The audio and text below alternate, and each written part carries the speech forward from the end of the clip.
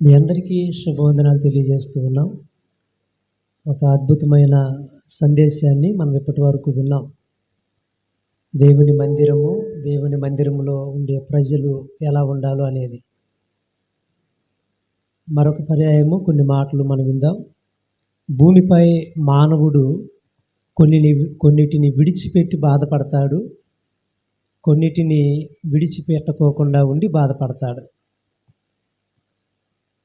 బాధపడము, నేను విడిచిపెట్టి ఎప్పుడు బాధపడ్డాను అని ఆలోచిస్తే వారి భవిష్యత్తు దెబ్బతిన్నప్పుడు ఆ మార్గం నేను ఎందుకు విడిచిపెట్టాను, నా పెద్దల మాట నేను ఎలా వినకపోతిని, నాకు చెప్పిన సలహా నేను ఎందుకు మర్చిపోయాను అని వెనక్కి తిరిగి చూసుకున్నప్పుడు, మన జీవితంలో నష్టపోయింది మన కళ్ళ ముందు కనపడుతున్నప్పుడు, మనకంటే తక్కువ వారు మనకంటే ఉన్నతమైన స్థానంలో ఉన్నప్పుడు మనం చాలాసార్లు అంటాం, నేను 10th మంచి మార్కులతో పాస్ అయ్యాను, వాడు చాలా తక్కువ మార్కులు వచ్చినాయి, ఈ రోజున వాడికి జాబ్ వచ్చింది, నాకు లేదు అని బాధపడతా ఉంటాం. దేవుని ప్రజలు ఇశ్రాయేలీలు కూడా ఒక విషయంలో వారు ఒక నిర్ణయాన్ని తీసుకోవలసి వచ్చింది. దేవుడు వారికి చక్కటి మందిరాన్ని ఇచ్చాడు. ఆ మందిరం యొక్క సమృద్ధిని వాళ్ళు అనుభవించారు. ఎందుకో వారికి మరలా లోకం మీద, పరిస్థితుల మీద మక్కువ కలిగి దేవుని మందిరాన్ని విడిచిపెట్టారు. అప్పుడు అర్థమైంది, మేము విడిచిపెట్టి ఎంత నష్టపోయామో అని. అర్థమవుతుందా? స్నేహితులనైనా, డబ్బైనా, ఏదైనా విడిచిపెడితే బాగుపడతావేమో కానీ దేవుని మందిరాన్ని విడిచిపెడితే మాత్రం బాగుపడలేము అని భక్తుడు ఒక మాట చెప్పాడు. నెహెమ్యా గ్రంథము 10వ అధ్యాయము 39వ వచనం. నెహెమ్యా గ్రంథము 10వ అధ్యాయము 39వ వచనము చివరి లైను, మా దేవుని మందిరమును మేము విడిచిపెట్టము. వినాలి, మా దేవుని మందిరమును మేము విడిచిపెట్టము. ఈ మాట ఎప్పుడు చెప్పారు వాళ్ళు అంటే, ఒకసారి విడిచిపెట్టాం, దాని వలన మేము ఎంత నష్టపోయామో మాకు అర్థమైంది, కాబట్టి మేము ఇక దేవుని మందిరాన్ని విడిచిపెట్టము అని ఒక చక్కటి తీర్మానాన్ని తీసుకున్నారు. రాత్రి ఈ మాటలో నుండి 4 భాగాలుగా మనము దేవుని వాక్యాన్ని చూద్దాం. ఇశ్రాయేలీలు దేవునికి ఎంతో ఇష్టమైన ప్రజలుగా, దేవుని సర్వసంపదను అనుభవించే ప్రజలుగా, దేవుని మందిరము వారి మధ్యలో కలిగి ఉండడం, దేవుని ప్రసన్నత వాళ్ళు అనుభవించడం అనేది మనం చూస్తాం. ఈ మాట చెప్పడానికి మొదటి కారణం ఏంటంటే, the reason of neglect the house of God. దేవుని మందిరాన్ని విడిచిపెట్టడానికి కారణం ఏంటి అని మనం చూడాలి. ఎవరైనా ఎప్పుడైనా ఏ పరిస్థితుల్లోనైనా ఎందుకు దేవుని మందిరాన్ని విడిచిపెట్టవలసి వస్తుంది? ఇశ్రాయేలీలు దేవుని మందిరాన్ని విడిచిపెట్టే అంత సాహసం ఎందుకు చేయవలసి వచ్చింది? దేవుని మందిరము అనండి, దేవుని దగ్గరకు రావడము అనండి, దేవునితో సహవాసము అనండి, దేవుని నమ్మడము అనండి, దేవుని మీద ఆధారపడము అనండి, మీరు ఏ మాట అయినా అనండి, దేవునికి ఒక వ్యక్తి ఎందుకు దూరంగా ఉంటాడు అంటే 3-4 విషయాలు చూడొచ్చు. ఒక వ్యక్తి దేవునికి దగ్గరగా ఉండడానికైనా, ఒక వ్యక్తి దేవునికి దూరంగా ఉండడానికైనా మొదటి కారణం దేవుని మంచితనమే, దేవుడిచ్చినటువంటి స్వేచ్ఛనే, దేవుడిచ్చినటువంటి వాళ్ళకి స్వాతంత్రమే. ఇది మనము ఆదికాండంలో చూడవచ్చు. ఇదిగో మంచి చెడ్డలను తెలివినిచ్చే చెట్టు ఇక్కడ పెడుతున్నాను, నీ ఇష్టం, నీకు ఆ స్వేచ్ఛ ఇచ్చాను, నువ్వు తినకుండా ఉండొచ్చు, తినొచ్చు అని దేవుడు మానవునికి స్వేచ్ఛనిచ్చాడు. ఈ స్వేచ్ఛను మానవుడు దేవునికి దూరం అవ్వడానికి వాడుకున్నాడు. ఈ స్వేచ్ఛను మానవుడు దేవుని విడిచిపెట్టి వెళ్ళిపోవడానికి వాడుకున్నాడు. తల్లిదండ్రులు పిల్లలకి స్వేచ్ఛనిస్తే, నా తల్లిదండ్రులు నాకు స్వేచ్ఛనిచ్చారు కాబట్టి మరింత ఎక్కువగా వాళ్ళకు లోబడాలి అనుకుంటారని స్వేచ్ఛనిచ్చారు. కానీ దొరకనే ఛాన్స్ అనుకుని కూర్చో తల్లి అని వాళ్ళు దేవునికి దూరంగా వెళ్ళిపోయారు. సో దేవుని మందిరాన్ని వాళ్ళు అశ్రద్ధ చేయడానికి, విడిచిపెట్టడానికి, నిర్లక్ష్యం చేయడానికి మొదటి కారణము దేవుడు నిన్ను ప్రేమించి నీకు ఇచ్చిన స్వేచ్ఛ, దేవుడు నిన్ను ప్రేమించి నీకు ఇచ్చిన స్వాతంత్రము, నీ ఇష్టం. ఆయన ఎవరిని బలవంతం చేయడు, ఆయన ఎవరిని తొందర పెట్టడు, ఆయన ఎవరిని లొంగ తీసుకోవాలని చూడడు, ఆయన ఎవరిని కూడా కొట్టడానికి చూడడు, నీ ఇష్టం. ద్వితీయోపదేశ కాండంలో చూస్తే, నా కుమారుడా, జీవమును మరణమును నీ ఎదుట పెడుతున్నా, నా మాట వినరా, జీవాన్ని కోరుకోరా అని బతిమలాడుతున్నాడు, పెట్టుకోడా. కాబట్టి నీ ఎదుట జీవము మరణము పెట్టినా ఆయన బ్రతిమలాడతాడే కానీ మర్యాద ఇది పట్టుకో అని కొట్టేవాడేం మాత్రం కాదు.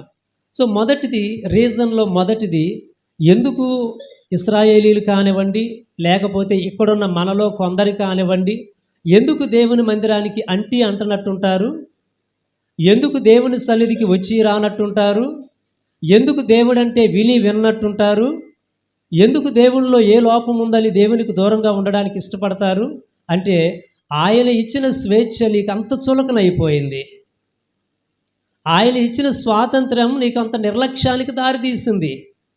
ఒక ఊరిలో పాము ఉండేదంట, అది ఈ ఊరిలోనే ఉంటున్నాను కదా, పాపం వాళ్ళ కరవడం ఎందుకు, వాళ్ళందరూ నాకు కనపడుతున్నారు, నేను వాళ్ళందరికీ కనపడుతున్నా, నన్ను ఏం చేయరు అనుకుని వెళ్తుంటే, అది తాసుపాము అయినా కానీ తోక పట్టుకుని ఆడడం, దాన్ని తిప్పి కిందకి వేసి కొట్టడం, వెళ్తుంటే చేతితో లాగడం చేస్తున్నారు. అరే నేను ఎంత పొరపాటు చేశా, నాకు తెలిసిన వారే కదా అని నేను కొంచెం ఫ్రీ ఇచ్చాను వాళ్ళకి. వాళ్ళు నన్ను ఒక ఎందుకు పనికిరాని వానపాములాగా వాడుకుంటున్నారు. దేవుడు మనల్ని ప్రేమించి మనకు స్వేచ్ఛనిచ్చాడు, ఇది మొట్టమొదటిది. రెండవది, మానవుడు దేవుని మందిరాన్ని నిర్లక్ష్యం చేయడానికి స్నేహము, మనుషులతో స్నేహము, మరొక దానితో స్నేహము, మరొక మాటకే ఎక్కువ ప్రాధాన్యతనివ్వడము, దేవుని మాట కంటే మరొక మాటకే ఎక్కువ ప్రాధాన్యతనివ్వడము, దేవుని స్వరము కంటే మరొక స్వరానికే ప్రాధాన్యత ఇవ్వడము. ఒక చక్కటి మాట, ద ఇన్ఫ్లుయెన్స్ ఆఫ్ వాయిస్, మనిషిదైనా దేవునిదైనా, నువ్వు ఆ రెండు స్వరాలలో దేనికి ప్రాధాన్యతనిస్తావు? దైవ స్వరానికి ప్రాధాన్యతనిస్తావా, మానవ స్వరానికి ప్రాధాన్యతనిస్తావా? దేవుని సన్నిధికి దూరం కావడానికి రెండవది స్నేహము. అవ్వ ఆదాములు దానితో స్నేహం చేశారు, సర్పముతో. లేకపోతే ఇక్కడికి వచ్చేపాటికి ఇశ్రాయేలీలు అన్యులతో స్నేహం చేశారు. దేవుని మాటను ఏమాత్రము లెక్క చేయని వారితో, దేవుడంటే తెలియని వారితో, నైతిక విలువలు తెలియని వారితో స్నేహం చేసి క్రమక్రమంగా దేవునికి దూరం అయిపోయారు. ఇది రెండవ రీజన్. మూడవది ఏం చెప్పుకోవచ్చు అంటే, అది సంపద అని చెప్పుకోవచ్చు. మనిషి స్వార్థపూర్వకంగా నేను ఒక ఉన్నతమైన స్థాయిలో ఉండాలి, పేరు ప్రఖ్యాతులు అనండి. బాబేలు గోపురం దగ్గర చూస్తాం, బాబు మీరంతా ప్రపంచమంతా స్ప్రెడ్ అయిపోండి అని దేవుడు అంటే, లేదు మాకు పేరు కావాలి, మేము ఒకచోటే ఒక గొప్ప పట్టణాన్ని కట్టుకోవాలి. ఇది దేవుణ్ణి వారికి దూరం చేసింది. అర్థమవుతుందా? కాబట్టి ఇశ్రాయేలీలైనా కానీ మనమైనా కానీ ఎందుకు దేవునికి దూరం అవుతామంటే, ఎక్కడో దేవుడు నీకు ఇచ్చిన స్వేచ్ఛని దానికి వాడుకోకు. దేవునికి దూరం అవ్వడానికి ఆ స్వేచ్ఛను ఆడుకోకు. నీ ఇష్టమే, కాదన్నది ఎవరు? నువ్వు ప్రార్థన చేస్తే చేసుకోవచ్చు, బైబిల్ చదివితే చదవచ్చు, మందిరానికి వెళితే వెళ్ళొచ్చు, దేవుని మాట వింటే వినొచ్చు, వినకపోతే వినకపోవచ్చు. నేను ఎవరు బలవంతం చేసేవాళ్ళు లేరు. ఆ స్వేచ్ఛను దేవునితో గడపడానికి వాడుకుంటే, ఆ స్వేచ్ఛను దేవుని దగ్గర కూర్చోవడానికి వాడుకుంటే, ఆ స్వేచ్ఛను దేవుని స్వరం వినడానికి వాడుకుంటే ఇలా ఎలాంటి నష్టానికి గురి కాదు. రెండవది ఏమనుకున్నాం? స్నేహము అనుకున్నాం. కొన్ని స్నేహాల వలన నేను అడుగుతాను, ఇక్కడ మనమందరిలో ఒక వ్యక్తితో స్నేహం చేసి నువ్వేమి మారావు, ఏమి సంపాదించావు? రోజులో ఒక వ్యక్తితో నువ్వు చేసే స్నేహం ఎంత? దేవునితో చేసే స్నేహం ఎంత? దేవుడు నీకు ఏమంత తక్కువ స్నేహితుడని మనుషులతో స్నేహం చేసి బాగుపడాలనుకుంటున్నావు? దేవుని దగ్గర లేనిది ఏముందని మనుషుల దగ్గర స్నేహం చేసి గొప్పవాళ్ళు కావాలనుకుంటున్నావు? చాలామంది ఉన్నాం ఇక్కడ. మనుషులతో స్నేహాన్ని ఎక్కువ ఆస్వాదించేవారము, ఇది క్రమక్రమంగా దేవుని స్నేహానికి దూరం అయిపోద్ది. నువ్వు ఉన్నావనుకుంటావు, దేవుని దగ్గరే ఉన్నాను అనుకుంటావు, దేవుని మందిరంలోనే ఉన్నాను అనుకుంటావు, కానీ దేవునికి నువ్వు దూరం అయిపోతావు. మూడవది సంపద. అర్థమవుతుందా? దాని మీద నీకు మక్కువ కలిగితే అది నిన్ను దేవునికి దూరంగా చేస్తుంది, మందిరాన్ని నిర్లక్ష్యం చేస్తుంది, దేవుని సహవాసాన్ని దూరం చేస్తుంది. అందుకే ఈ నెహెమ్యా చెప్తున్న మాట ఏంటంటే, వాళ్ళకి జరిగిన చరిత్ర అంతా చెప్పారు. మీరు 100 సంవత్సరాలు మందిరం లేకుండా ఉన్నారు, 100 సంవత్సరాలు మీకు దేవుని సేవకులు లేకుండా ఉన్నారు, మీకు ధర్మశాస్త్రం తెలియదు, ఆయన మీ మధ్యలోకి వచ్చి మాట్లాడడం తెలియదు. అరే మీరు ఎంత అదృష్టవంతులరా, దేవుడు మీ మధ్యలోకి వచ్చి మాట్లాడుతూ ఉంటే ఎలా నిర్లక్ష్యం చేయాలనిపిస్తుంది. మనం కనుక సంఘ చరిత్రలోకి వెళితే, రష్యా దేశమైనా లేకపోతే చైనా దేశమైనా, దేవుని వాక్యము ఒక పేపర్ దొరికితే దానిని పట్టుకుని కొంతమంది ఎంత దాన్ని జాగ్రత్తగా చదువుకుని దాచుకునేవాళ్ళు. ఈరోజు మన చేతిలో ఉంది. ఆయన నీకు ఒక స్నేహితుడిగా ఉన్నాడు. ఇది వెండి బంగారాల కంటే మిన్నయైందని పాడతాము, రత్నరాశుల కంటే విలువైనదని పాడతాము, కానీ మన పొట్టలో ఒక రత్నం కూడా లేదు కదా. అదే నిజమైన రత్నం అయితే ముక్కు మీద చెవుల మీద పెట్టుకుంటాం. మరి ఇది రత్నరాశుల కంటే విలువైనదైతే నీ పొట్టలో ఎన్ని రత్నాలు ఉన్నాయి, నీ మనస్సులో ఎన్ని రత్నాలు ఉన్నాయి, నీ చేతిలో ఎన్ని రత్నాలు ఉన్నాయి. స్నేహితులు మాట్లాడిన మాటలు అయితే చాలా ఉన్నాయి. దేవుడు నీతో ఏమైనా మాట్లాడాడా? నీ గురించి మాట్లాడాడా? నీ కుటుంబం గురించి మాట్లాడాడా? నీ సంఘం గురించి మాట్లాడాడా? మాట్లాడడం చేతగానే అంత నోరు లేని స్నేహితుడు ఆయన. కాబట్టి మూడవది సంపద, రెండవది స్నేహము, మూడవది సంపద. ఇలా చెప్పుకుంటూ వెళ్తే చాలా ఉంటాయి కదండి, నేను ఆపేస్తున్నాను. ఇది మొట్టమొదటిది. ఇశ్రాయేలీలు ఎందుకు దేవుని మందిరాన్ని దూరం అయ్యారు అంటే, ఈ 3 కావచ్చు, ఈ 3కి సంబంధం లేకుండా నీ దగ్గర ఇంకొకటి కావచ్చు, ఈ 3టికి సంబంధం లేనిది వేరొకటి నీ దగ్గర ఉండొచ్చు. ఏదైనా కానీ దేవుని సన్నిధికి, దేవుని సహవాసానికి, దేవుని మందిరానికి దూరం చేసేది అది పాపమే, అది అపవిత్రతే, అది శాపమే. అది ఖచ్చితంగా నీ కుటుంబానికి ఏమాత్రం ప్రయోజనకరమైనది కానే. కొంచెం చెప్పండి అమ్మా. కాదు కదా. అది ఎంత మాత్రం ప్రయోజనకరమైనది కాదు. ఇది మొదటి మాట. రెండవ మాట, ద రిజల్ట్. దేవుని సన్నిధిని, దేవుని మందిరాన్ని విడిచిపెట్టి వాళ్ళు ఏమనుభవించారు? ఏదో ఒకటి ఉంటుంది కదా.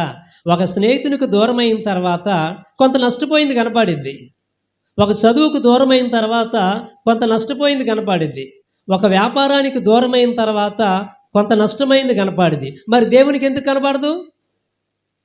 మనం దేవునికి దూరమయ్యాము అని చెప్పడానికి సూచనలు ఏమైనా ఉన్నాయా అంటే చూడండి. ఇదే నెహెమ్యా గ్రంథంలో మీకు కొన్ని మాటలు చూపిస్తాను, 2-3 మాటలు.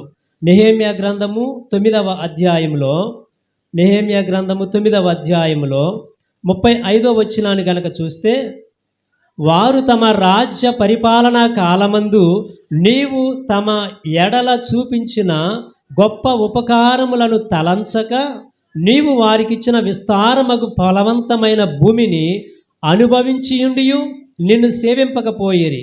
తమ చెడు నడతలను నడిచి మారు మనసు పొందరైరి. చిత్తగించుము, నేడు మేము దాస్యములో ఉన్నాము. రిజల్ట్ అన్నమాట ఇది.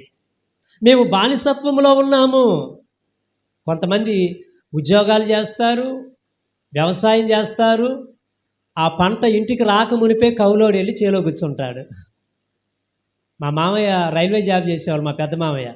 ఆ రైల్వే బ్యాంకు బుక్ ఆయన చేతిలో ఉండదు, అప్పించినోడి చేతిలో ఉంటుంది. వాడొచ్చి రా జీతం వచ్చింది అంటాడు. ఇతను సంతకం పెడితే అతను వడ్డీ తీసుకుని మిగిలింది ఇస్తాడు. చేసేది ఈయన 1,00,000 రూపాయలు, కానీ ఆయన ఇస్తే తీసుకోవాలి. ఆయన కట్ చేసుకోగా ఎంత ఇస్తే అంత తీసుకోవాలి, మాట్లాడడానికి వీల్లేదు.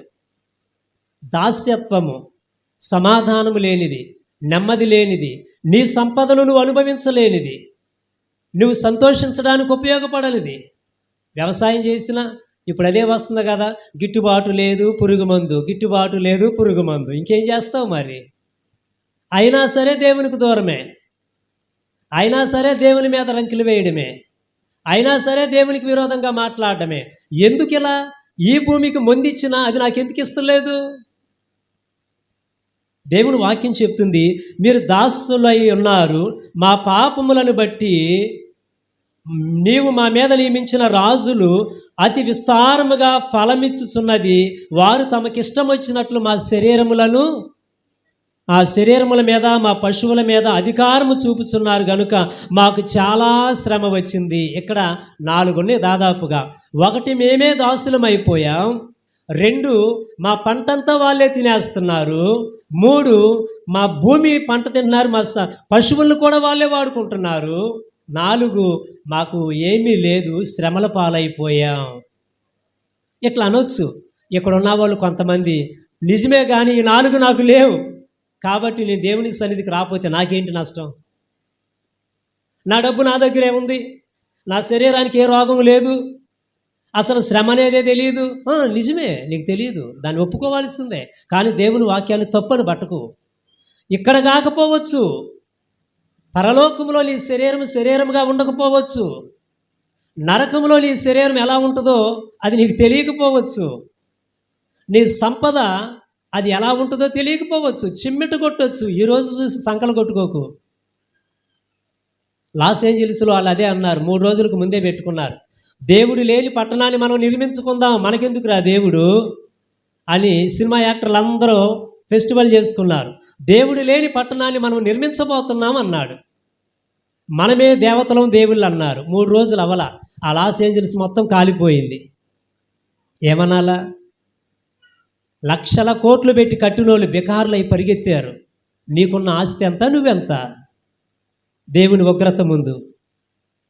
2వది రిజల్ట్, ప్రతిఫలము. దేవుని సన్నిధికి దూరమైన వారికి కలిగే ప్రతిఫలము.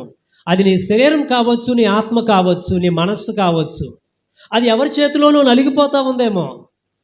నీ భూమి కావచ్చు, లేకపోతే నీ ఆలోచనలు కావచ్చు, తలంపు కావచ్చు, నీ హృదయం కావచ్చు, అది నీ స్వాధీనంలో లేకుండా ఉందేమో. అది వేదనకు గురవుతూ ఉందేమో.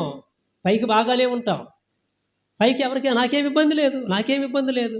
ఆ వ్యక్తిని ఒంటరిగా తీసుకెళ్తే, ఆ కుటుంబం లోపలికి కొంచెం వెళితే, వాళ్ళు చెప్పే మాటలు వింటే గుండెలు పగిలిపోతాయి. చాలామందిని ఎరుగుదుము, మీకు కూడా తెలుసు. పైకి బాగానే ఉంటాం, మా దగ్గర అలాంటిది ఏమి లేదండి, మేము చాలా హ్యాపీగా ఉంటాం, మా కుటుంబానికి తిరిగే లేదు. నేను రాజమండ్రిలో వాక్యం చెప్తే, నేను చెప్పిన తర్వాత ఒక పాస్టర్ గారు లేచి, వాళ్ళ గురించి సాక్ష్యం ఇవ్వాల్సింది నేను, నీకేం తెలుసు వాళ్ళు ఎలాంటి కుటుంబమా అన్నారు. 10 నిమిషాల తర్వాత అప్పుడు అర్థమైంది ఎలాంటి కుటుంబం. నీకు బాగానే ఉన్నారు, నువ్వు లోనకి రాలా, లోపలికి అడుగు పెట్టలా, వాళ్ళ అంతరంగాల్లోకి వెళ్ళలా, ఆ కుటుంబ భాగస్వామ్య జీవితాల్లోకి అడుగు పెట్టలా. పెడితే కానీ తెలిసింది అక్కడ ఎంత నష్టపోయారో, ఎంత కష్టపడుతున్నారో, ఎలాగ బయట సమాజం కోసం కలిసి ఉండి లోపల దాన్ని ఏమీ చేసుకోలేక ఇబ్బంది పడుతున్నారు. దేవుని వాక్యం చెప్తుంది, నీవు నాకు దూరంగా. అందుకని యోహాను సువార్త 15:7 ఏమన్నారు? నాకు వేరుగా ఉండి మీరేమీ చేయలేవు. నువ్వు ఎలా సుఖంగా ఉంటావు? నువ్వు ఎలా సంతోషంగా ఉంటావు? నువ్వు ఎలా ఆనందంగా ఉండగలవు? అవన్నీ దేవునిలోనే ఉన్నాయి కదా. దేవునికి వేరుగా సంతోషం లేదు కదా, అది తాత్కాలికమే కదా. దేవునికి వేరుగా ఐశ్వర్యం లేదు కదా. కాబట్టి 2వది రిజల్ట్. మనం గుర్తుపెట్టుకోవాల్సింది, నేనేమైనా ఈ ప్రతిఫలాలు అనుభవిస్తున్నానా? నా శరీరము, నా మనస్సు, నా ఆత్మ, నా తలంపులు, నా సంపద, నా రూపాయి, అది నేను నా పిల్లలు అనుభవిస్తున్నామా? బయటికి పోతుందా? నువ్వు కష్టపడిన రూపాయి నీ గుమ్మం దాటి వెళ్ళిపోతుంటే నువ్వేం మనిషివి? అది వడ్డీలు కానండి, అప్పులు కానండి, హాస్పిటల్ కానండి, ఎవడో ఒక రూపంగా వెళ్ళిపోతుంటే నువ్వు దాన్ని రూపాయి ఆపలేనోడు, నువ్వేం మనిషివి? అది ఎందుకు వెళ్ళిపోతుంది? కీర్తన 128లో చెప్తాడు కదా, నీ కష్టార్జితమును నిశ్చయముగా నువ్వు అనుభవిస్తావని. మరి అందరూ అనుభవించాలి కదా, ఎందుకు పోతుంది బయటికి? అది దేవునికి నువ్వు దూరం అయినప్పుడు డబ్బు నీకు దూరం అయ్యింది. దేవునికి నువ్వు దూరం అయినప్పుడు నీ నెమ్మది నీకు దూరం అయ్యింది, నీ సంతోషము దూరం అయ్యింది. కాబట్టి ఈ భక్తుడు చెప్పే మాట, ఇదిగో మన పితరులు, నెహెమ్యా అన్నాడు, మీ పితరులు దేవుని మందిరానికి దూరంగా ఉండి వాళ్ళు శాపాన్ని అనుభవించారు, దాసులైపోయారు, దాసత్వంలో ఉన్నారు. వాళ్ళ భూమిలు వాళ్ళకేమి ప్రయోజనకరంగా లేవు. వాళ్ళ శరీరాలు కూడా ఆయాసంగా అయిపోతూ ఉన్నాయి. వాళ్ళు చాలా శ్రమల్లో ఉన్నారు. సంపద అంతా చిరిగిపోయిన సంచిలోనే వేసినట్టు ఉంటుంది. రావడానికి చాలా వస్తుంది, చేయి పెడితే ఏమీ లేదు. ఎక్కడో జారిపోయింది అది. హాస్పిటల్కో, అప్పులకో, తాగులకో, వ్యసనాలకో ఎక్కడో జారిపోయింది. దాని ఖాతాలోకి అది వెళ్ళిపోయింది. కారణం, నువ్వు నాకు వేరుగా ఉన్నావు, నా దగ్గర ఉండలేదు, నువ్వు నా మందిరం అంటే నీకు చులకనగా ఉంది, అందుకే దానికి నేను సెలవిచ్చాను, అది రెక్కలు కట్టుకుని వెళ్ళిపోయింది. ఇది రెండవ మాట, రిజల్ట్ అన్నమాట. మూడవ మాట చెప్తాను. మూడవ మాట ఏంటి అంటే రియలైజ్. ఎప్పుడైతే వాళ్ళు ఎన్ని బాధలు అనుభవిస్తున్నారో, ఎంత శ్రమ అనుభవిస్తున్నారో, నెహెమ్యా, ఎజ్రా వెళ్ళి వాళ్ళతో మాట్లాడడం ప్రారంభించారు. వాళ్ళు వచ్చి ఒక జాము చేపు నిలబడ్డారు. వాళ్ళు నిలబడి మాట్లాడుతూ ఉంటే ఏడుస్తున్నారు, వర్షంలో తడుస్తున్నారు. నిజమే కదా, దేవునికి దూరం అయిపోయి మేమేదో సాధిద్దాం అనుకున్నాం, కోట్లు కడదాం అనుకున్నాం, కానీ చివరికి చూస్తే మాకు సంతోషమే లేకుండా పోతుంది. మేము ఇతరులకు అమ్మబడ్డాం, బానిసలం అయిపోయాం, మా మీద మాకే హక్కు లేదు. ఇది మరీ దారుణం. నీ అంతటి నువ్వేమీ చేయలేవు, ఎవరో చెప్తే తప్ప. నువ్వంతటి నువ్వే నిర్ణయం తీసుకోలేవు, ఎవరో నేను కంట్రోల్ చేస్తే తప్ప. మనమేమో చూస్తున్నాం కదా, ఏది రిమోట్ కార్లు, మనం అట్లా అయిపోయాం. ఎవరో మనకు ఒక రిమోట్ ఇస్తే కానీ, ఒక బటన్ నొక్కితే కానీ మనం అడుగు ముందుకెళ్ళాం. ప్రార్థనకి వెళ్ళాలన్నా కొన్నిసార్లు అంతే, ఏదైనా చేయాలన్నంతే మనం ఒక రిమోట్ అయిపోయాం. మన రిమోట్ ఎవరి చేతిలోనే పెట్టేసాం? సాతాను చేతిలో, ఏదో ఒక పాపం చేతిలో పెట్టేసాం. అందుకే మనంతట మనము ఏమి నిర్ణయాలు తీసుకోలేక, మనంతట మనము స్వేచ్ఛగా దేవుని మీద ఆధారపడలేకుండా ఉంటున్నాం. అలాంటి సమయంలో ఎజ్రా, నెహెమ్యాలు వచ్చి వాళ్ళతో దేవుని వాక్యాన్ని పంచుకున్నట్లుగా మనము 9వ అధ్యాయంలో చూస్తాం, 8వ అధ్యాయంలో కూడా చూస్తాం. వాళ్ళు ఎప్పుడైతే మాట్లాడడం ప్రారంభించారో వాళ్ళలో 3 విషయాలు జరిగాయి. ఒకటి, వాళ్ళు దేవుని మాట విన్నారు. అప్పటి వరకు దేవుని మాట వాళ్ళకి అర్థం కాల. చెప్పావులే, చదువుకో, మాకు చెబుతున్నావా, అవన్నీ నేను చిన్నప్పుడు నుండి వింటానే ఉన్నా. మన సకిలివీల్లో కూడా ఇలాగే యానివర్సరీ డే జరుగుతుంటే జాన్ అన్న, ఆంధ్రే అన్న వాక్యం చెబుతుంటే బయట ఉన్న వాళ్ళు అవన్నీ మాకు తెలియదా అంటున్నారు. ఇవన్నీ మాకు తెలిసినవేగా అంటున్నారు. తెలిసినవేం చేసావు? తెలుసుకుని వదిలేసామంతే. ఇక్కడ మనలాంటి వాళ్ళు కాదు, వాళ్ళు చాలా మంచి వాళ్ళు. ఎప్పుడైతే దేవుని వాక్యం ప్రకటిస్తున్నారో శ్రద్ధగా విన్నారు. మన లోపమేంటి, దేవుని మాట వినక మనం ఎంత నష్టపోయాము, దేవునికి దూరంగా ఉండి ఆయన స్నేహాన్ని ఎంత విసర్జించాము, ఆయన ప్రేమకి ఎంత దూరం అయిపోయాము, ఎందుకు మనం ఇలా చేయవలసి వచ్చింది అని దేవుని మాట వాళ్ళు మొట్టమొదటిగా విన్నారు. చూడండి, 8వ అధ్యాయం 9వ వచనంలో కూడా ఆ మాట మనకు కనిపించింది. ఏమన్నారంటే, జనులందరూ ధర్మశాస్త్ర గ్రంథపు మాటలని విని ఏడవ మొదలు పెట్టగా అన్నారు. నిజంగా నువ్వు దేవుని మాట విన్నప్పుడు నీ హృదయంలో ఎక్కడో ఒక కదలిక రావాలి.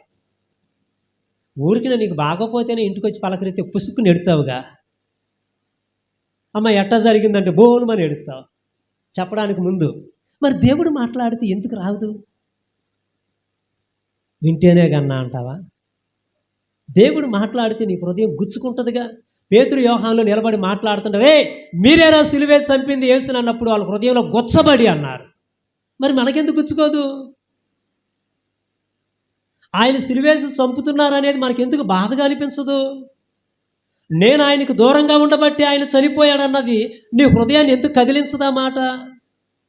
నీకోసమే ప్రాణం పెట్టాడన్న మాట నిన్నెందుకు తాకలేకపోతుంది? అది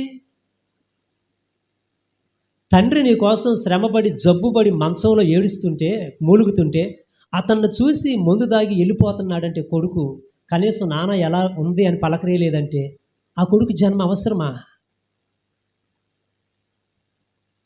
యేసుక్రీస్తు ప్రభు సిలువలో వేలాడుతూ, బాబు నీకోసమే నేను ప్రాణం పెట్టింది అని ఆయన మెలనైన స్వరంతో మాట్లాడుతుంటే నువ్వు పెడచెవుని పెట్టి వెళ్ళిపోతున్నావంటే ఏమి సాధిద్దామని బ్రతికి, ఎక్కడికి వెళదామని ఈ దేహాన్ని వేసుకుని.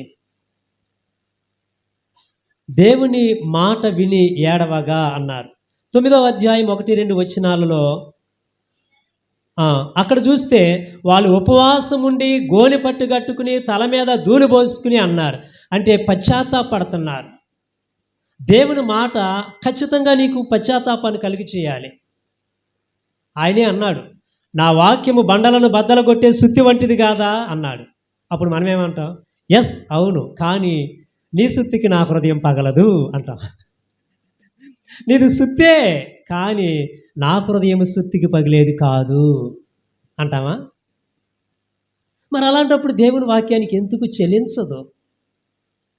వాళ్ళంతా ఏడ్చి పశ్చాత్తాపడి ఉపవాసం ఉండి ధూళిలో కూర్చున్నారు. మేము ఎంత దూరం అయిపోయామో దేవుని సన్నిధికి, ఎంత నష్టపోయామో అని. ఇది పశ్చాత్తాపం రెండవది. మూడవది చూడండి, వాళ్ళు రిజెక్ట్ చేశారు. మొట్టమొదటిది దేవుని వాక్యాన్ని రిసీవ్ చేసుకున్నారు, రెండవది రిపెంటెన్స్, మూడవది రిజెక్ట్ చేశారు. ఏం చేశారంటే వాళ్ళు విడిచిపెట్టారు అని మాట ఉంటుంది 27వ వచనంలో, 10వ అధ్యాయం 27వ వచనంలో ఆ మాట ఉంటుంది. చూడండి ఏమని ఉంటుందో. అయితే జనులలో మిగిలిన వారు అనగా దేవుని ధర్మశాస్త్రమునకు విధేయులగినట్లు దేశపు జనులలో ఉండకుండా తమ్మును తాము వేరుపరుచుకొని అంటున్నాడు. ఏది విడిచిపెట్టాలో, దేనిని వేరు చేయాలో, ఏది నా దగ్గరుంటే ప్రమాదమో, ఏది నా దగ్గరుంటే దేవుడు రాడో దానిని వేరు చేశారు. దేవుడు అబ్రహాముని పిలిచాడు. అబ్రహాం, నేను నిన్ను దీవిస్తాను రా అని. మనోడు వెళ్తా ఒక్కడే వెళ్లకుండా లోతుని పట్టుకుపోయాడు. దేవుడు అనకూడదు కానీ చాటుగా చూస్తున్నాడు. ఎప్పుడు వదిలిపెడతావరా వాడిని, ఎప్పుడు వదిలిపెడతావరా వాడిని, నీతో మాట్లాడాలరా, ఎప్పుడు వదిలిపెడతావరా అన్నాడు. దేవుడు మాట్లాడడానికి అవకాశం ఇవ్వలా. 13వ అధ్యాయంలో కరువు పెట్టాడు, పోట్లాట పెట్టాడు. వాళ్ళిద్దరికీ పోట్లాట పెట్టాడు. పోట్లాట పెట్టినాక లాభం లేదబ్బాయి, మనం ఎంతైనా బంధువులమి, మన పశువులు కాపర్లు కొట్టుకుంటున్నారు, నువ్వు అటు వెళ్తే నేను ఇటు వెళ్తా అన్నాడు. దేవుడు, అబ్బా దీనికోసమేరా నేను చూసేది, మీరు విడిపోతేనే నేను మాట్లాడాలనుకున్నా నీతో, మీరు విడిపోతేనే నేను దీవించాలనుకున్నా అన్నాడు. లోతు ఇటు వెళ్ళాడు. లోతు వెళ్ళేటప్పుడేమో అది యెహోవా తోటలాగుంది, లోతు వెళ్ళిన తర్వాత ఎండిపోయింది. అబ్రహాం వెళ్ళేటప్పుడు విశ్వాసమును బట్టి, వెలుసూపును బట్టి కాకుండా విశ్వాసమును బట్టి వెళ్ళాడు. వెళ్ళేటప్పుడు నీరు లేదు, గడ్డి లేదు. అబ్రహాము ఎప్పుడైతే లోతు నుండి వేరయ్యాడో, అబ్రహాం అన్నాడు దేవుడు, ఈ టైం కోసం కనిపెడుతున్నాను రా. ఒక మాట చెప్పునా, దేవుడు నీ కొరకు కనిపెడుతున్నాడు. నీ జీవితంలో నుండి ఏదో ఒకటి పక్కకి వెళ్ళాలి, ఎవరో ఒకరు పక్కకి వెళ్ళాలి, ఏదో ఒక తలంపు పక్కకి వెళ్ళాలి. అది వెళ్ళే వరకు దేవుడు మాట్లాడడు. నువ్వు ఎక్కడున్నా మాట్లాడడు, వచ్చినా మాట్లాడడు, ఏడ్చినా మాట్లాడడు. ఆయన అన్నాడు, దాన్ని పంపే ముందు, వాటిని పంపే ముందు, అవి నీకు నాకు అడ్డుగోడగా ఉన్నాయి. నేను మాట్లాడాలనుకుంటున్నా, మాట్లాడలేకపోతున్నా. నీ పక్కన లోతు ఉన్నాడు కాబట్టి ఆ లోతు లాంటి దానిని పంపి, అది వ్యక్తో, వస్తువో, సంపదో, ఆశో, మరేమో. ఇక్కడ అందరం బుద్ధిమంతులమే, మనకి ఎవరికి లేదులేండి కదా, ఉన్నా చెప్పం కదా. అది వెళితేనే, లోతు బయటికి వెళితేనే దేవుడు మాట్లాడేది. అందుకనే వీళ్ళు మూడవది ఏం చేశారు? వాళ్ళు దేవుని వాక్యానికి పశ్చాత్తాపడ్డారు. ఆయన మాట్లాడినప్పుడు తలలు ఉంచుకున్నారు, ఏడవడం ప్రారంభించారు. ఎంతోమందికి లేని ఈ గొప్ప ధన్యత, చక్కటి మందిరము, చక్కగా క్రమం కలిగిన ఆరాధన, ఇది మన గ్రామంలో ఉండడం ఎంత ఆశీర్వాదకరం. దీనిని నువ్వు ఎట్లా పోగొట్టుకోవాలనుకుంటున్నావు? దీనికి ఎట్లా వేరుగా ఉండాలనుకుంటున్నావు? దీనికి దూరంగా ఉండడానికి ఎందుకు ప్రయత్నిస్తున్నావు నువ్వు? అందుకే ఇశ్రాయేలీలు వాళ్ళు ఏం చేశారు? రిజెక్ట్ చేశారు. ప్రభువా, నేను చెప్తున్నది నాకొద్దు, నువ్వు మాట్లాడాలి, నీ స్వరం ఉంటే చాలు, నీ సహవాసం ఉంటే చాలు అని దానిని రిజెక్ట్ చేశారు. ఇది మూడవది. నాలుగో మాట చెప్పి ముగిస్తా. నాలుగో మాట ఏంటంటే చివరికి రిపోర్ట్ ఆర్ రెస్పాండింగ్. దేవునికి వాళ్ళు విడిచిపెట్టిన తర్వాత ఎలా స్పందించారు? ఏదైతే పాపం ఉందో దానిని విడిచిపెట్టిన తర్వాత వాళ్ళు ఎలా స్పందించారంటే ఇక్కడ 4 మాటలు చెప్పి నేను ముగిస్తాను. 10వ అధ్యాయము 28, 29 వచనాలలో, 10వ అధ్యాయము 28, 29 వచనాలలో కమిట్ అయ్యారు. దేనికి అంటే, నీ వాక్యమును మేము వినడానికి మేము ఇష్టపడుతున్నాం, అందుకు నీ మందిరాన్ని వదిలిపెట్టాం. నీ మందిరములో నీ స్వరం ఉంటుంది, నీ మందిరములో నీ ప్రసన్నత ఉంటుంది, నీ మందిరములో నీ శక్తి ఉంటుంది. నేను బలహీనుడనై వచ్చినప్పుడు బలము కలిగి మాట్లాడతావు నువ్వు. నేను కృంగిపోయి వచ్చినప్పుడు నన్ను ఉద్ధరించడానికి, లేవనెత్తడానికి మాట్లాడతావు నువ్వు. కాబట్టి నేను ఒక తీర్మానం తీసుకుంటున్నా, నేను నీ వాక్యాన్ని వినడానికి మందిరాన్ని వదిలిపెట్టను. దేనికి? మందిరములో దేవుని వాక్యానికే ప్రాధాన్యతనివ్వాలి, ఆయన స్వరానికే ప్రాధాన్యతనివ్వాలి, ఆయన మాట్లాడిన తర్వాత మనం మాట్లాడడానికి ఇష్టపడాలి. అర్థమైందండి? చాలా దగ్గర అయితే ఎలతారు, ఆరాధన చేస్తారు, ఏం మాట్లాడని చేసేవు నువ్వు అంటే ఏం సమాధానం ఉండదు. దేవుని వాక్యానికి నోచుకొని సంఘాలు చాలా ఉన్నాయి. చక్కగా వివరిస్తారేమో అనుకుంటే వివరించిన సంఘాలు చాలా ఉన్నాయి. మీరు అలాంటి వారు కాదు, మీరు అదృష్టవంతులు. చక్కటి వాక్యపు వివరణ సియోను సమాజ మందిరానికి దేవుడిచ్చిన కృప, అది మీరు అనుభవిస్తున్నారు కదా. వాళ్ళు నెహెమ్యాకి తర్వాత దేవునికి వాళ్ళు ఇచ్చిన రిపోర్ట్ ఏంటంటే, మేము ఒక నిర్ణయం తీసుకుంటున్నాం, నీ మాట మేము శ్రద్ధగా వింటాం, నీ మాట వినడానికి నేను ఎక్కువ సమయాన్ని గడుపుతాను. అక్కడ కీర్తనకారుడు అంటాడు, సామెతలు అంటాడు, అనుదినము ఆయన గడప యొద్ద కనిపెట్టుకుని ఆయన ద్వారబంధముల యొద్ద కాచుకునివాడు, ఆయన ఉపదేశం వినివాడు ధన్యుడు. ఇది తీర్మానం ఉండాలి. నీ వాక్యాలు వినడానికి నేను ఒక తీర్మానం తీసుకుంటున్నా, నా దేవుడు ఏం మాట్లాడతాడో అని నేను ఒక తీర్మానం కలిగి వెళ్తున్నా. నువ్వు అలాంటి మనసుతోరా, దేవుడు ఖచ్చితంగా మాట్లాడతాడు. నాతో మాట్లాడు అని రా, ఖచ్చితంగా మాట్లాడతాడు. నిర్లక్ష్యంగా ఉంటే ఆయన గర్విష్ఠులను గద్దెలు దింపేవాడు అన్నాడు కదా, దీనులను పెంటకుప్పల నుండి లేపేవాడు అన్నాడు. నువ్వెంత దేవుని సన్నిధిలో దేన మనస్సు కలిగి నాతో మాట్లాడు ప్రభు అంటే నీతో ఎంత మృదువుగా మాట్లాడతాడో ఆ మాట సరిపోద్ది నీకు ధైర్యపరచడానికి. ఏలియాతో మాట్లాడాడు, 40 రాత్రింబగళ్ళు నడవడానికి కావలసిన శక్తితో మాట్లాడాడు. నువ్వెంత బలహీనతతో ఉన్నా, ఎంత కృంగిపోయి ఉన్నా, ప్రభు ఒక్కసారి మాట్లాడితే కొంతకాలానికి సరిపోయే రీఛార్జ్ అవుతుంది నాకు, నా శక్తికి, నా హృదయానికి, నా మనస్సుకి, నాతో మాట్లాడవా. వాళ్ళ కమిట్మెంట్ ఏంటి అంటే దేవుని మాట వినడానికి తీర్మానం తీసుకున్నారు. రెండవ మాట వాళ్ళు ఏం చేశారు అంటే 28-30 వచనాలలో మనం చూస్తే చూడండి, అనగా దేవుని ధర్మశాస్త్రమునకు విధేయులగినట్లు దేశపు జనుల్లో ఉండకుండా తమను తాము వేరుపరుచుకొని యాజకులు, లేవీయులు, ద్వారపాలకులు, నెతనీయులు అందరూ దేవుని దాసుడైన మోషే ద్వారా నియమించిన ధర్మశాస్త్రమును అనుసరించి నడుచుకున్నట్లు మన ప్రభు అయిన యెహోవా నిబంధన కట్టడలను అనుసరించదమని శపథము పూనిరి అన్నారు కదా. 28-30 వరకు చూస్తే రెండవ కమిట్మెంట్ ఏంటంటే, నీ సన్నిధిలో మమ్మల్ని మేము పరిశుద్ధపరుచుకుంటాం, అది మా తీర్మానం. నీ చేత మేము పరిశుద్ధపరచబడే వరకు వెళ్ళాం. మేము విడిచిపెట్టాం, ఆ చోటులో పరిశుద్ధతతో నింపాలి, ఆ చోటులో నీకు కలిగిన పరిశుద్ధతతో నింపాలి. ఎందుకు దేవుని మందిరాన్ని విడిచిపెట్టకూడదంటే, దేవుని మందిరములో పరిశుద్ధత ఉంటుంది, ప్రపంచంలో ఎక్కడ దొరకదు. తెలుపు దొరికిద్దేమో, పరిశుద్ధత దొరకదు. అర్థమైందా? అందుకే కీర్తనాకారుడు అంటాడు, యెహోవా ఎన్నటెన్నటికీ నీ మందిరమునకు పరిశుద్ధతయే అనుకూలము. పరిశుద్ధత అనేది కేవలము యేసుక్రీస్తు ప్రభు మందిరానికి మాత్రమే, ఆయనకు మాత్రమే చెందిన, ఆయన సొత్తు కలిగిన మాట. మిగిలిన ఎవరికీ మాట చెందదు, ఎవరికి మాట ఆపాదించలేం. వాళ్ళని చూస్తేనే నువ్వు చెప్తావు వీళ్ళ పరిశుద్ధులని, నువ్వు ఎవరి గురించి మాట్లాడినా వీళ్ళ పరిశుద్ధులని చెప్తావు. యేసుక్రీస్తు ప్రభు ఛాలెంజ్ చేశాడు. 33.5 సంవత్సరాల వయసులో యెరూషలేములో నిలబడి, నాలో పాపమున్నదని మీలో ఎవడు చెప్పగలడు, ఎవడు స్థాపించగలడు అన్నాడు. అలాంటి పరిశుద్ధత కలిగిన మాట ఆయన ఒక్కడే చెప్పాడు. కాబట్టి వీళ్ళేమన్నారు, మాకు అది కావాలి, అది కేవలం నీ మందిరములో మాత్రమే దొరికిద్ది, ఏ నదిలో దొరకదు, ఏ పట్టణంలో దొరకదు, ఎక్కడా దొరకదు. అది దొరికేది కేవలము రక్షకుడైన యేసుక్రీస్తు ప్రభువులో మాత్రమే. ఎందుకంటే కోటాను కోట్ల దేవదూతలు ఆయన పరిశుద్ధుడని ఆరాధిస్తున్నారు పరలోకంలో. అదే పరిశుద్ధతను భూమి మీదకి తీసుకొచ్చాడు. రండి, నా మందిరంలో పరిశుద్ధత ఉంది, మిమ్మల్ని నేను పరిశుద్ధపరిచి పంపుతాను లోకంలోనికని. ఇది రెండవది, పరిశుద్ధత ఉంది. అందుకే దేవుని మందిరాన్ని మేము విడిచిపెట్టాం. మూడవది రెస్ట్. అక్కడ చూస్తే ఎన్నో మాట అంటే చూడండి, అక్కడ 31వ వచనంలో అప్పటి వరకు వాళ్ళు ఏం చేశారంటే, ఆ శనివారం సిద్ధపాటు రోజున తలుపులు తీసేసేవాళ్ళు, వ్యాపారాలు జరుపుకునేవాళ్ళు, లోపలికి వచ్చేవాళ్ళు, బయటికి వెళ్ళేవాళ్ళు. వాళ్ళు ఒక నిర్ణయం తీసుకున్నారు, వీళ్ళు వ్యాపారం చేయడానికి లోనికి వస్తున్నారు, వీళ్ళు వ్యాపారం చేయడానికి బయటికి వెళ్తున్నారు, కాబట్టి ద్వారాలు మూసేసి ఆ రోజు మన ప్రభువుకే కేటాయిద్దాం. పరిశుద్ధ దినమును, విశ్రాంతి దినమును పరిశుద్ధ దినముగా ఆచరించడానికి తీర్మానించుకున్నారు. ఆదివారము అది నీది, దానిని నేను ఎవరికి వాడను.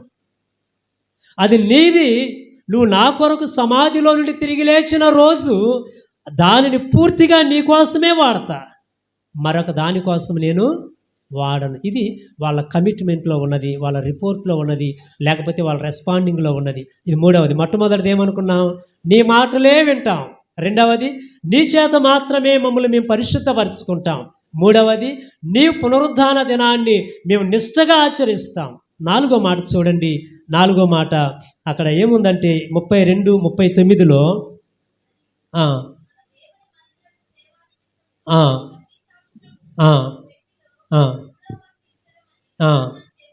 అమ్మ నిబంధన చేసుకొంటిమి. 39 కూడా చదువమ్మ. ఇశ్రాయేలీయులు, లేవీయులు ధాన్యమును, క్రొత్త ద్రాక్షారసమును, నూనెను తేగ సేవ చేయు యాజకులు, ద్వారపాలకులు, గాయకులు వాటిని తీసుకొని ప్రతిష్ఠితములగు ఉపకరణముల నుండి దేవుని మందిరంలో ఉంచవలెను. నాలుగవ తీర్మానం ఏంటంటే, మేము దేవుని మందిరానికి, దేవుని సేవకు సపోర్ట్ చేస్తాం. మేము మా పంటలో 3వ వంతుని తీసుకొస్తాం. మేము ద్రాక్షారసాన్ని, నూనెను, ధాన్యాన్ని తీసుకొచ్చి మా దేవుని మందిరాన్ని ఎంత ప్రేమిస్తున్నామో వీటి ద్వారా తెలియజేస్తాం. దేవుని మందిరాన్ని ఎందుకు విడిచిపెడతలేదో ఆయన మాటలు వినుట ద్వారా తెలియజేస్తాం. దేవుని మందిరంలో ఏముందో ఆ పవిత్రతను కలిగి సమాజంలో సాక్ష్యము ద్వారా తెలియజేస్తాం. దేవుని మందిరం ఎంత ప్రాముఖ్యమైందో ఆయన పునరుద్ధాన దినాన్ని అనుసరించడానికి మేము దానికి కట్టుబడి ఉన్నాం. మా చేత మేము దేవుని సేవకు, దేవుని మందిరానికి సపోర్టర్గా ఉంటాం. ఇది మా రిపోర్ట్ ప్రభువా. అర్థమైందండి? అందుకు మేము విడిచిపెట్టాం. ఇటువరకే ఇప్పుడు 3 వంతులు తెస్తానన్నా, మరి ఇటువరకు మాకే సాలలేదు. 3 వంతులు కాదు, మా అప్పులే తీరలేదు, మా పశువులు ఇవ్వడానికి మాకే లేవు. మేము చాలా శ్రమల పాలయ్యాం.